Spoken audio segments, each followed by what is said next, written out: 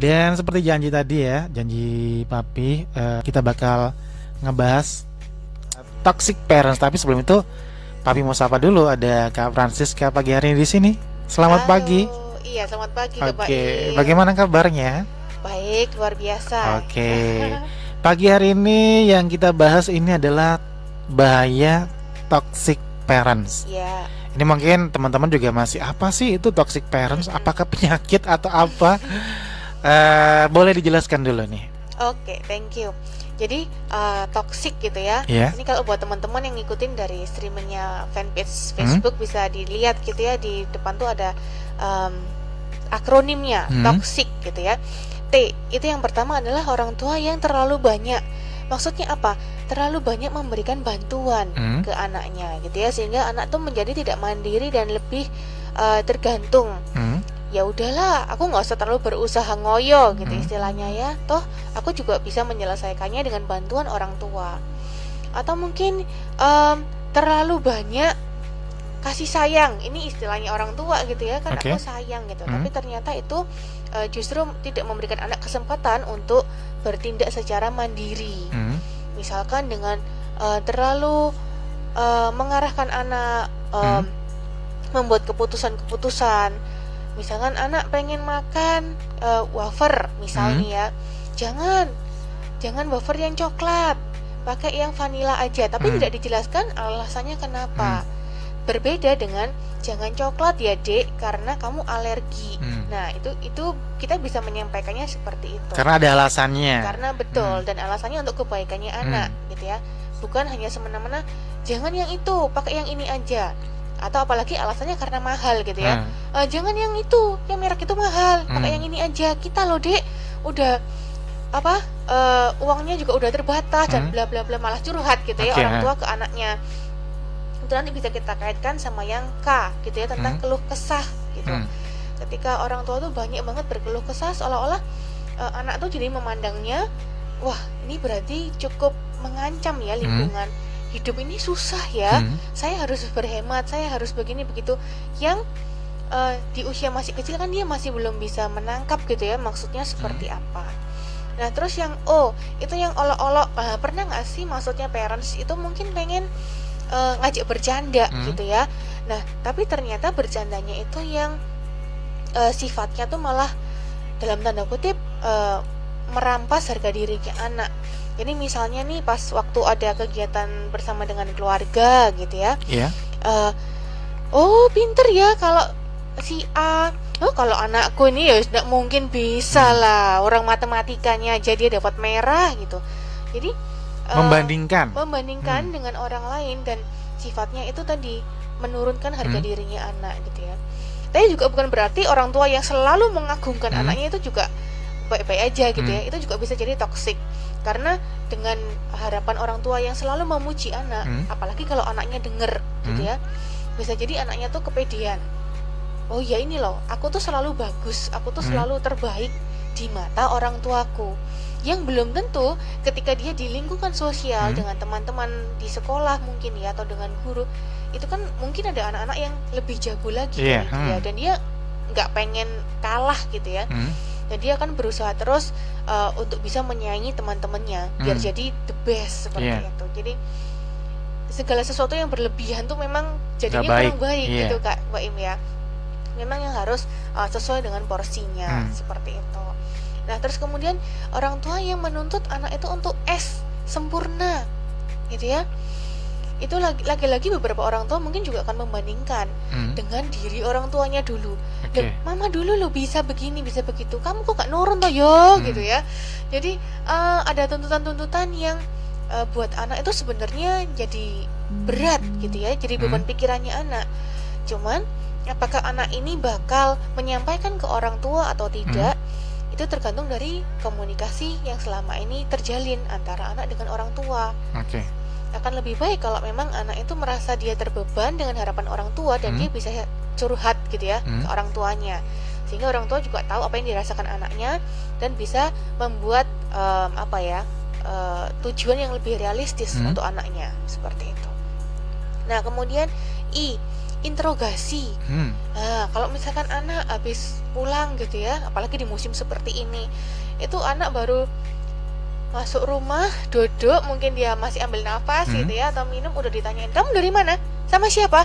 Ngapain aja? Orang musim lagi kayak gini, banyak coronavirus.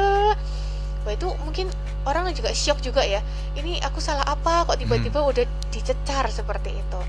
Jadi kalau kita emang mau mengoreksi, mengkorek-korek info dari anak, kita juga harus pinter-pinter untuk membuat setting ya, suasananya yang nyaman dulu, dimana nanti anak tuh juga ngerasa aman buat dan cerita. waktu yang pas juga pastinya ya. Bener, jadi jangan sampai ketika anak tuh mungkin dia lagi bete, lagi ada masalah sama temen, atau mungkin dia habis kalah main game. Nah sekarang kan mungkin banyak ya anak-anak yang main game untuk menghibur diri lah. Itu jadi juga ada beberapa orang tua yang anggapannya itu kalau sekolah di rumah itu sama dengan jadwal di sekolah, tinggal fisiknya aja yang berubah gitu. Nah sementara yang ngelakoni istilahnya ya, bahasa Jawanya, si anak ini ngerasa ini terlalu banyak gitu ya, terlalu banyak perubahan, terlalu banyak hal yang dia harus beradaptasi. Mungkin juga ada ketakutan-ketakutan tertentu dari anak. Itu yang orang tua juga harus lebih bisa aware gitu ya. Bisa oke, ini saatnya memang susah untuk semuanya, juga termasuk anakku juga. Jadi standar-standar yang kemarin mungkin tidak bisa lagi aku gunakan saat ini. Seperti itu. Nah, kemudian K yang terakhir adalah kritik. Nah, menyampaikan saran membangun itu bagus, boleh banget. Tapi kalau kritiknya cuma sekedar yang karena nggak sesuai dengan hatinya orang tua, misalnya, Dek, kok pakai bajunya kotak-kotak sama polkadot sih, Dek? Bingung nanti yang ngelihat itu gitu ya. Oke, anaknya harus ganti. Pilih yang garis-garis, juga di komen gitu ya. Kok garis-garis sama kotak-kotak gitu ya. Nah, jadi coba langsung aja apa yang Anda harapkan. Misalnya, Dek, coba ya kalau pilih baju misalnya ya, karena memang kadang juga perlu gitu ya, anak-anak tuh diajarin caranya milih cara berpenampilan yang oke, yang enak dipandang tuh seperti apa. Dek, kalau misalkan bawahnya kotak-kotak, atasnya pakai yang polos ya. Kalau misalkan bawahnya warna gelap, atasnya warna terang ya. Jadi kemukakan saja tujuannya itu apa.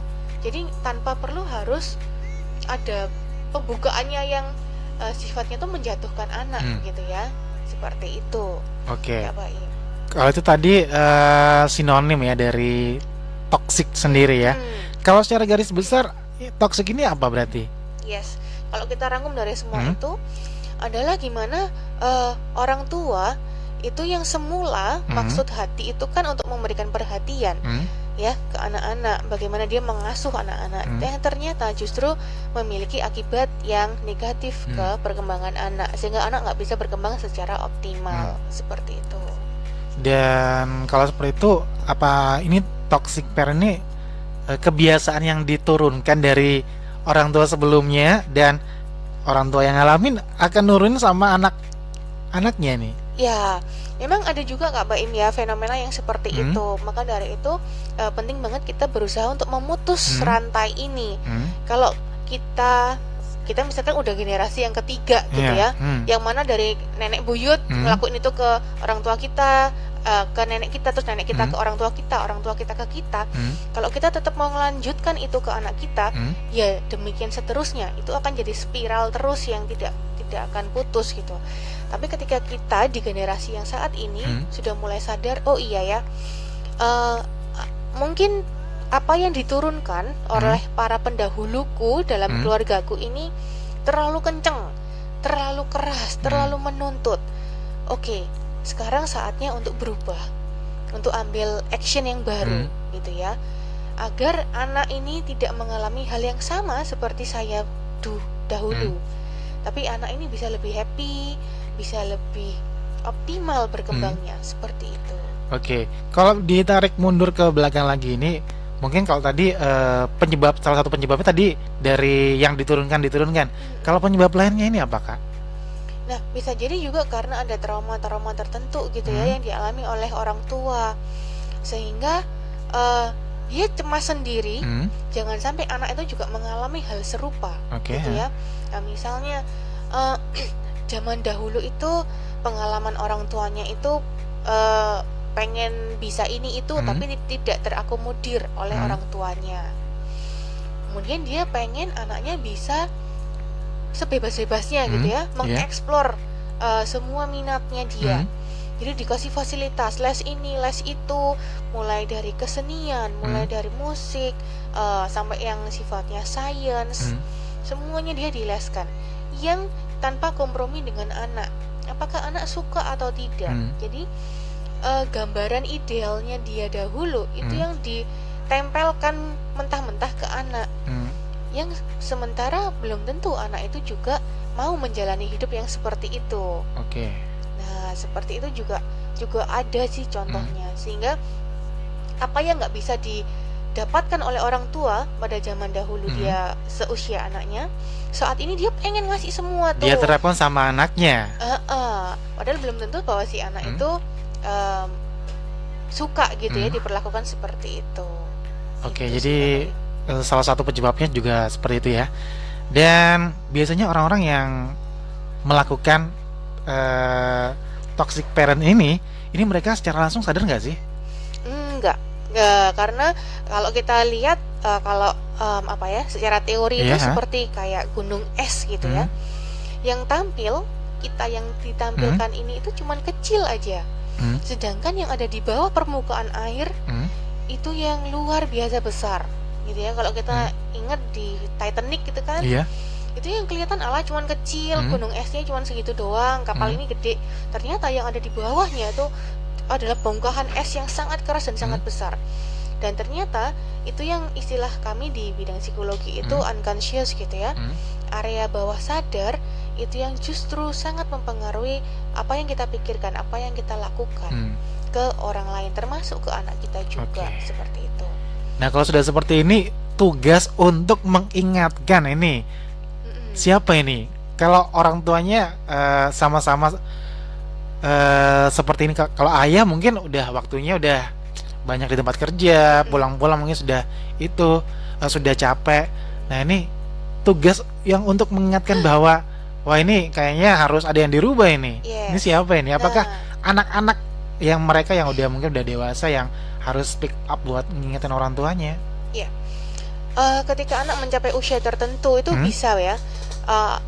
Tapi terpentingnya adalah ya orang tuanya dulu gitu ya. Itu harus benar-benar mengikuti perkembangan zamannya sekarang itu seperti apa, pengetahuan tentang parenting itu seperti apa. Alangkah baiknya juga kalau orang tua ini punya semacam komunitas parenting di mana di situ pasti ada sharing pengetahuan, di situ saling sharing gitu ya, bahwa yang saat ini bisa berjalan di anak saya seperti ini, di anak yang lain seperti itu. Ada teori baru nih seperti ini. Karena kan selalu berkembang, selalu dinamis gitu ya, mengikuti perkembangan kita sebagai manusia. Dan itu orang tua juga harus mau nggak mau belajar lagi dan lagi gitu. Jangan cuma berhenti di ya udah aku sudah tahu kok. Aku kan sudah jadi orang tua sekarang. Aku yang tahu tentang anakku. Tidak bisa seperti itu juga gitu ya. Buat anak yang misalkan udah usia dewasa, kemudian dia istilahnya negur nih ke orang tuanya, walaupun sesopan mungkin, udah sesmooth mungkin, bisa jadi orang tua terus kemudian merasa, waduh, berarti aku salah ya selama ini. Nah, perasaan bersalah yang terlalu berlebihan itu pun juga bisa jadi toksik gitu ya. Itu juga bisa jadi racun untuk si orang tuanya, juga dengan relasi dengan anak-anak yang lain mungkin ya, atau juga dengan pasangan seperti itu. Sehingga memang ini cukup kompleks. Oleh karena itu kita akan menyenangkan sekali jika kita tuh bisa saling bantu gitu ya. Jadi bukan hanya satu orang yang harus berubah, tapi yuk kita semua sesama orang tua ini bergerak bersama-sama begitu. Sehingga nggak ada lagi relasi yang sifatnya itu racun, sifatnya itu toksik. Apalagi kalau ke anak-anak. Karena anak tuh kan peniru yang sangat ulung. Iya, benar banget. Ketika dia melihat atau dia diperlakukan seperti itu, maka dia juga akan memperlakukan hal itu juga ke langsung terekam dalam memorinya ya. Betul, seperti itu. Misalnya seperti tadi dia dapat kritikan terus tentang pakaian lah ya, mungkin yang sederhana yang kelihatan gitu.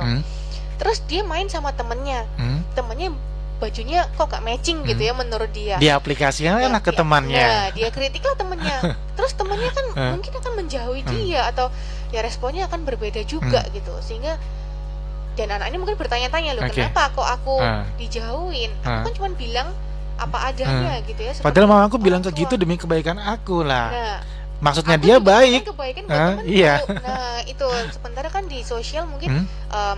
keterampilan sosialnya beda gitu Oke, kan. iya. Nah, itu. Jadi ya ini hal yang terkesannya kadang receh Hah? gitu ya. Ah, Tapi ternyata cukup penting. dampaknya gitu. juga besar banget ya ini buat anak-anak juga pastinya. Iya, benar. Oke, ini udah lumayan, waduh, ini lumayan memanas ya pembicaraan kita. Tapi kita harus break dulu sobatnya, nanti bakal dilanjut lagi ya. Dan berikutnya Kak ya, ini kita ada permainan. Mau langsung aja atau gimana? Iya, ini kita mau bahas tentang dampaknya Oke, gitu ya, Kak oh Bayu. boleh ya, dampaknya dulu. Oke, dampaknya tuh apa sih? Nah, itu yang Hmm? mau kita jawab dengan main itu Oke, tadi gitu. iya. Jadi Hmm. Kak Baim udah pegang ada 6 atau 5 ya kartu. 1, 2, dan 6 kartu. Nah, ini sebenarnya keseru kalau kita bisa interaktif gitu ya Oke, sama ya. pendengar gitu. Hmm. Pilih angka berapa. Kalau belum bisa kita interaktif ya it's okay lah, kita main Oke. berdua dulu gitu Oke. ya. Oke, silakan Kak Baim ambil satu kartu yang ini tentang dampak gitu ya. Kita Oke. mau ngomongin tentang dampaknya toxic parent itu Hmm. apa. Oke. Saya ambil satu ya, Hmm. yang itu deh, yang pinggir aja. Langsung Oke. dibuka. Dibuka apa tuh tulisannya di situ? Otentik. Otentik. Nah, Oke. gimana toxic parent hubungannya sama otentik? Hmm. Nah, kalau menurut Kak Baim apa yang terlintas? Kalau otentik ini kan bisa dibilang asli ya, Mm-mm. asli. Jadi mungkin secara nggak langsung toxic parent ini kan kalau bicara dikaitkan dengan otentik, mungkin ada karakter-karakter yang diturunkan dari orang tua ke anak, yang mana nanti secara nggak langsung ini mempengaruhi cara mengasuh anak, terus cara mengingatkan anak juga. Jadi mungkin dari karakter orang tua ke anak lah ini. Gitu ya, jadi Ah. kayak diturunkan gitu, Iya, kemudian itu jadi nilai yang otentik dari seseorang gitu. Akhirnya dia jadi bawaan akhirnya gitu ya. Padahal semua itu bisa dipelajarin. Iya. Kalau insight yang saya dapat ketika mengambil kartu otentik itu tadi adalah jangan-jangan dengan pola asuh yang racun gitu ya, itu justru kita menghalangi anak untuk otentik, untuk mengeluarkan kapasitas terbaiknya dia, Oke. untuk mengeluarkan sifat aslinya dia. Bisa jadi bahwa anak ini mungkin sebenarnya anak yang ceria gitu ya, yang riang, yang penuh energi gitu. Karena waktu kecil dia seperti itu. Tapi kenapa ya kok di SMP gitu ya, kok dia berubah banget, jadi pendiam banget gitu. Nah, apakah selama ini kita sebagai orang tua jangan-jangan nih kita tuh sering memberikan tuntutan, misalnya kayak, oh karena kamu anak pertama, kamu harus kasih contoh buat adiknya. Oke. Seolah-olah dia harus jadi anak yang terbaik sedunia gitu ya, harus jadi sempurna. Nah, yang mana itu akhirnya membuat dia oke, kalau aku terlalu rame mungkin ini bukan gambaran anak yang sempurna gitu ya untuk orang tuaku. Jadi aku harus lebih ngontrol diriku biar nggak terlalu rame. Ketika di kelas aku harus jadi anak yang diem, duduk manis, dengerin guru. Yang padahal mungkin aslinya anak ini adalah anak yang sangat kritis. Sehingga ada beberapa sifat aslinya dia itu yang harus dia repress, harus dia tekan begitu ya. Tidak boleh dimunculkan ini. Oke. Aku harus bisa ngerem. Nah, padahal itu masih di usia yang anak-anak, di usia sekolah, di usia SD gitu ya. Yang akhirnya dia merasa bahwa tuntutannya yang harus saya penuhi seperti ini, dan itu dia bawa terus gitu. Oke. Ini sama seperti yang tadi membanding-bandingkan juga ya dampaknya ya akhirnya. Bener. Jadi melakukan hal yang tidak dia sukai. Jadi nggak keluar aslinya aslinya itu, seperti apa. Iya, seperti itu. Yang akhirnya ya sampai dia dewasa pun ya itu akan terbawa ya, pola itu akan terbawa karena itu yang dia pelajari.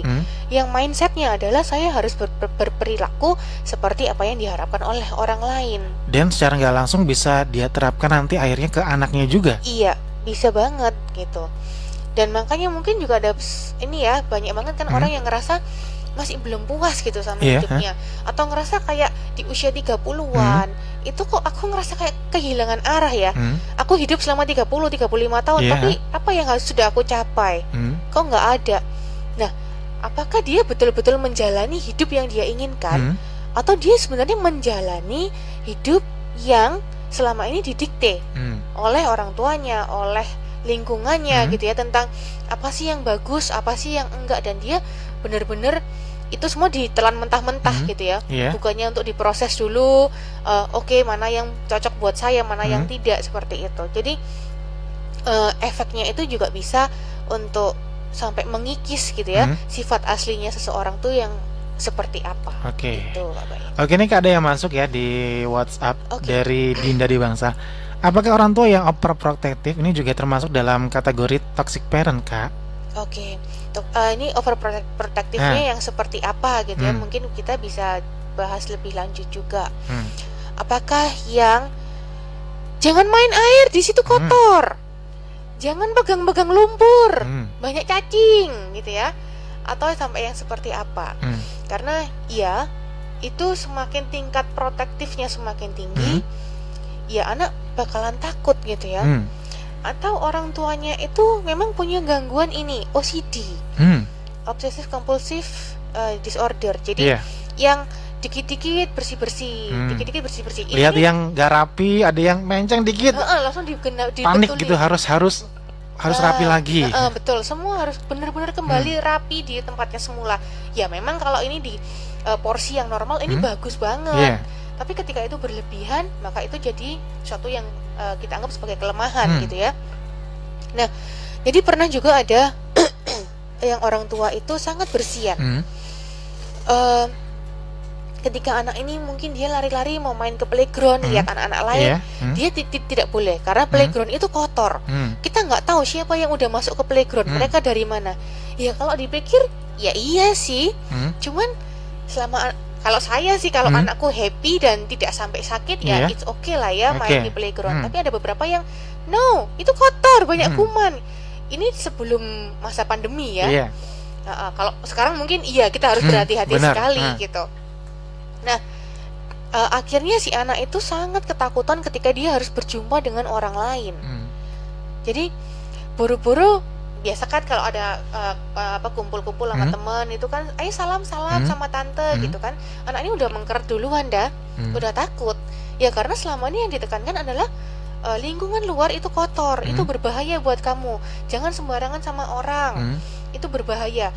Ya memang sih anak itu juga harus tahu gitu ya, dia nggak boleh tiba-tiba sama orang asing ikut aja. Itu memang kita harus kasih tahu. Cuman juga harus ada batasan bahwa ada lingkaran orang tertentu itu yang aman. Kalau istilah orang asing itu sampai yang seperti apa gitu ya. Sehingga pada akhirnya dia melihat sendiri bahwa anaknya ini kok berbeda ya sama anak-anak lain. Kayaknya anak-anak lain tuh kok mereka fun, mereka ceria. Anak ini tuh kayak dia ngeliatin anak lain ketika lari-lari. Jadi kayak dia tuh pengen ikut, cuman dia takut gitu loh. Nah, dari situ ketika digali ternyata orang tuanya yang selalu menanamkan bahwa lingkungan itu kotor, lingkungan itu banyak kuman. Apakah overprotective yang dimaksud oleh tadi kakak yang bertanya seperti itu gitu ya? Sehingga kalau memang iya itu juga ada dampak negatifnya juga akhirnya ke anak. Seperti itu. Jadi tingkatannya seperti apa overprotective-nya ya? Tapi terus Kak gini, kalau di kasus yang mungkin ada sih orang-orang yang merasa kehilangan masa kecil, mungkin karena nggak bisa bermain, harus disuruh belajar terus, belajar, tapi dia berprestasi akhirnya. Nah ini apakah bisa dibilang positif dari orang tua yang mungkin anak ini sebenarnya pengen bermain tapi disuruh belajar aja, belajar, tapi dia berprestasi akhirnya. Nah, apakah dia bangga dengan prestasi itu? Karena ada juga yang menganggap bahwa aku bisa sampai ini, misalkan dia lulus cum laude dan sebagainya, itu untuk orang tua. Ini bukan aku melakukan ini bukan untuk diriku sendiri. Jadi tetap nggak ada nilai kepuasan. Even itu dia berprestasi, dia hanya ingin membuktikan bahwa apa yang dikatakan oleh orang tua itu bisa tak penuhin. Permintaan orang tua pengen aku jadi apa, aku bisa. Bahkan ada cerita di mana orang tua tuh pengen ya anak jadi dokter gitu ya, sampai sekolah di sana di sini, jago banget lah pokoknya. Iya dia bisa. dia serahkan itu semua pada akhirnya di usia dia udah dewasa, dia punya keluarga sendiri, dia taruh itu semua, dia kasihkan semua hasil prestasinya itu ke orang tuanya, dan dia bilang dia memutuskan untuk menjadi pemuka agama. Ya sudah, orang tua tidak bisa berkata apa-apa lagi gitu ya. Karena keinginan sudah dipenuhi sama anak tadi ya. Betul. Anak merasa bahwa selama ini itu bukan hidupku yang bukan hidup yang aku inginkan, yang aku jalani. Itu orang tua. Oke, aku kasih semua ke orang tuaku. Saat ini aku pengen hidup dengan apa yang aku impikan sendiri. Gitu. Jadi kayaknya setiap anak itu juga harus belajar tentang mimpi gitu ya. Apa sih mimpimu? Kamu pengen apa? Gitu. Sehingga orang tua tuh bisa membantu anaknya mencapai apa yang anak inginkan, bukan apa yang orang tua inginkan. Seperti itu. Jadi anak juga berhak untuk memilih, orang tua juga wajib untuk mensupport. Jadi ada keseimbangan. Jangan orang tua yang memilih, anak yang diwajibkan untuk ikut menjalankan. Kita lanjut lagi permainannya, Kak. Boleh. Oke. Nah, apalagi kira-kira Kak Baim tuh dampaknya apalagi? Sebentar, saya ambil. Jadi ini secara nggak langsung adalah dampak-dampak dari toxic parent ya. Benar. Nah, sama seperti yang kita lakukan sekarang ya Kak Baim. Tadi kan sempat ditanya ya di sesi sebelumnya, gimana sih caranya biar saya tuh ada yang negur gitu ya. Jangan-jangan selama ini saya yang salah. Kita bisa coba pakai refleksi seperti ini, reflection card gitu ya. Kartu ini ada kata-kata yang kita bisa berefleksi dari kata-kata itu, sama seperti yang kita coba lakukan saat ini. Begitu. Nah, yang kata kedua apa tuh Kak Baim? Sakit. Siapa nih kira-kira yang sakit gitu ya dampaknya? Apakah orang tuanya atau anaknya? Kayaknya bakal dua-duanya yang merasa sakit ini. Gitu karena mungkin anaknya juga merasa sakit yang dahulu sih. Mungkin kalau apa yang dia lakukan tuh nggak sejalan sama yang dia inginkan, tapi menurut orang tua itu baik-baik saja. Tapi nanti orang tua bakal merasa sakit ketika dia tahu bahwa semua yang dilakukan sama anaknya itu tidak sesuai dengan apa yang dia inginkan, anak inginkan. Iya, benar ya. Jadi ternyata yang ngerasa sakit bukan cuman salah satu pihak gitu ya, tapi ya bisa jadi keduanya itu nanti. Bahkan mungkin ada orang pihak-pihak lain mungkin yang juga merasakan imbas itu gitu. Jadi misal orang tua yang selalu demanding, menuntut anak sampai si anak ini sudah berkeluarga, sudah beranak pula gitu ya, tapi tetap namanya tuntutan itu selalu ada. Nah, kan sangat terbuka kemungkinan ketika dia nggak bisa memenuhi harapan orang tuanya, dia merasa sangat gagal. Ketika dia merasa sangat gagal, maka dia juga tidak bisa berperan sebagai orang tua yang baik untuk anak-anaknya. Jadi kondisi sakitnya itu bukan hanya semerta-merta untuk apa yang dilakukan orang tua kemudian diturunkan, tapi bisa jadi diabaikan gitu ya. Jadi ketika orang tua ini sudah tidak bisa berdaya gitu ya, tidak bisa menjalankan perannya, fungsinya sebagai orang tua, bisa jadi dia menghindar. Ya udahlah, terserah anakku ini, terserah dia mau jadi apa, terserah. Jangan sampai seperti saya. Bisa jadi ekstrimnya seperti itu. Karena selama ini saya, misalkan nih, saya yang terlalu dituntut oleh orang tua saya, jangan sampai anak saya seperti itu. Maka dari itu saya bebaskan sebebas-bebasnya. Nah, yang tanpa bimbingan sama sekali bisa-bisa gitu ya. Sehingga ya itu nanti juga ada dampak sakitnya lagi gitu. Jadi setiap kata-kata, setiap perilaku itu emang betul-betul kita harus melakukannya dengan sadar betul gitu ya. Ini dampaknya akan seperti apa, ke siapa, yang begitu Kak Baim. Jadi secara nggak langsung yang kita obrolin, kita udah merangkum semuanya ya. Mulai dari dampaknya seperti apa, terus ntar anaknya seperti apa. Nah ini terus kalau orang tua nih, waduh ini jadi agak-agak bingung nih, dilema ya. Nanti kalau seperti ini takutnya nanti terlalu berlebihan. Kalau seperti ini diberi kebebasan, anaknya nanti kedepannya bakal nggak sesuai sama yang diharapkan. Terus sebagai orang tua ini cara bijak agar mungkin ada di titik tengah ya. Ini harus seperti apa nih Kak? Nah itu tadi ya Kak ya, yang pasti kita tuh harus banyak-banyak mengupgrade gitu ya, mengupgrade juga mengupdate gitu. Jangan cuman upgrade-nya pakai ilmu-ilmu yang lama, misalkan yang jadul gitu. Tapi juga ilmu-ilmu yang terbaru tuh yang seperti apa. Oke. Misalkan aja, oh sekarang kalau zaman dulu kan kita tuh mendongeng ke anak gitu ya, kita yang bacain ke anak. Ternyata sekarang itu ada penelitian lagi nih. Ternyata seru juga kalau anak yang cerita ke kita, sehingga kita bisa tahu ya kemampuan berpikirnya anak tuh sampai seperti apa gitu ya. Even itu anak yang usia 3 tahun mungkin dia belum bisa baca, tapi dia cerita dari gambarnya. Nah, sesuai imajinasinya dia ya yang diceritakan. Ini ada apa, ada siapa, dia terus ngapain, setelah itu ngapain gitu ya. Nah dari situ kan kita jadi belajar, oh ternyata nggak harus orang tua yang bercerita. Ya ini kan kalau kita pakai ilmu yang lama-lama, orang tua kan yang selalu ini berperan aktif gitu ya. Anak cuma mendengar aja. Betul, nanti anak ditanyain. Mungkin kurang lebih sama ketika ada bahan bacaan yang kayak di buku-buku paket gitu ya. Oke, terus ditanyain anaknya seperti apa. Tapi kemudian mulai berkembang juga kan, kayak ilmu di pendidikan juga, bahwa oke, anak-anak itu bergantian baca ketika di kelas. Pernah nggak sih Kak Baim dulu waktu SD atau SMP gitu kan ya? Ayo geser berikutnya, paragraf berikutnya, paragraf ya kan, sampai kita hitungin gitu ya, waduh bentar lagi aku nih yang nomor sekian gitu. Jadi oh ternyata sekarang itu anak yang harus lebih terlibat aktif juga. Orang tua betul-betul sebagai pendamping perannya, jadi nggak yang terlalu dominan juga di pola asuhnya seperti itu. Oke. Bisa dibilang orang tua perannya sebagai pengingat ya. Jadi semua pilihan mungkin anak-anak boleh memilih. Karena mungkin kalau selama ini kan yang terjadi ya, anak dipilihkan dan anak harus menerima, harus menjalankan. Jadi mungkin karena perkembangan zaman juga mungkin harus ada yang dirubah. Yes, pastinya gitu ya. Oke.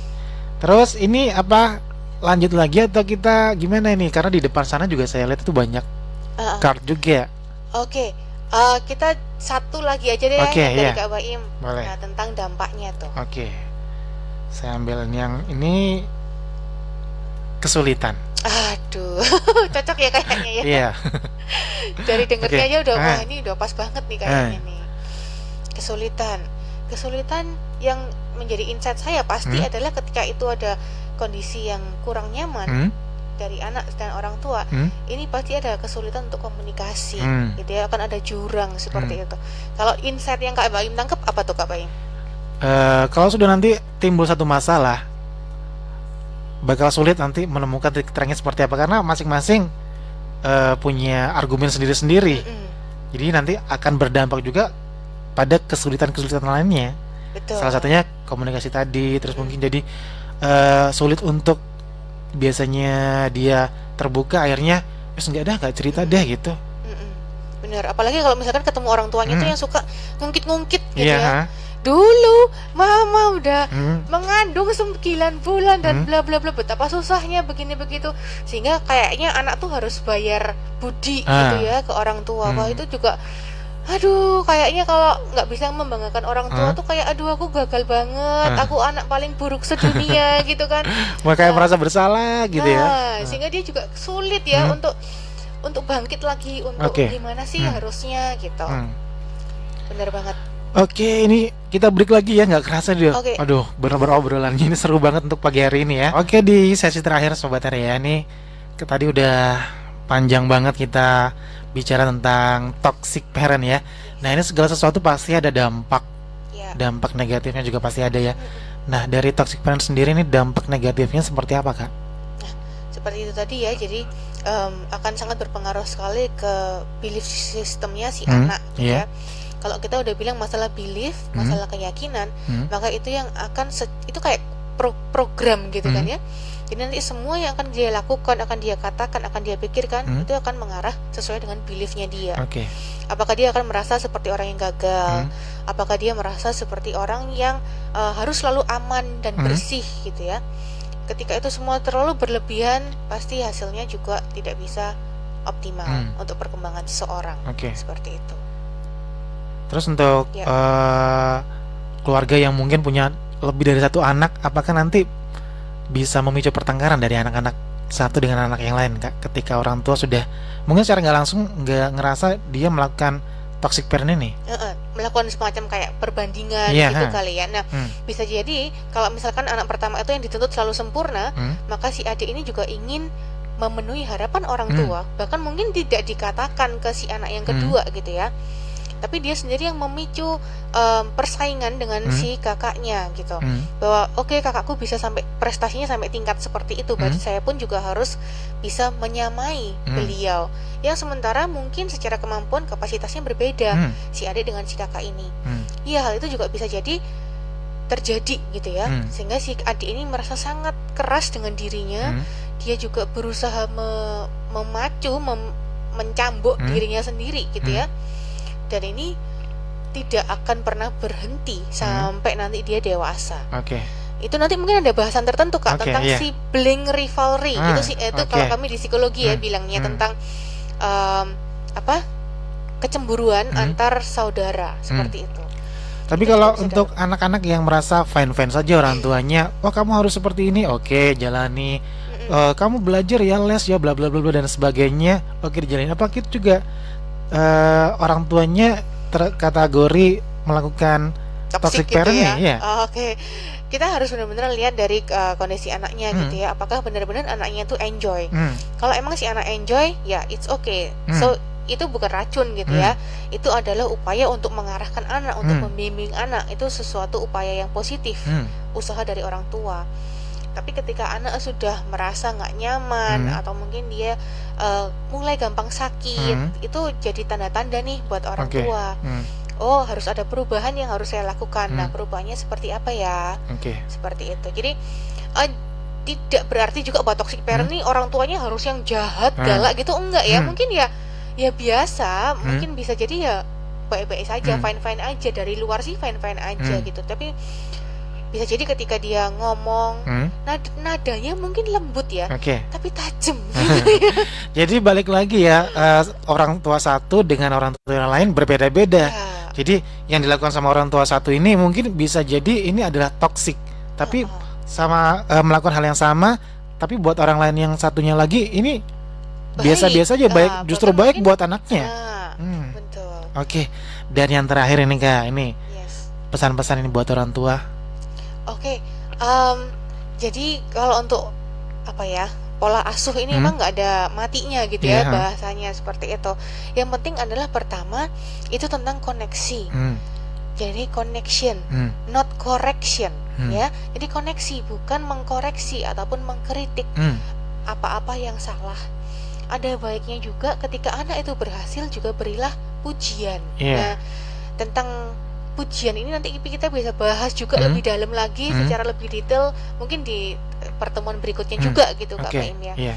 Jadi itu tadi, connection not correction. Itu.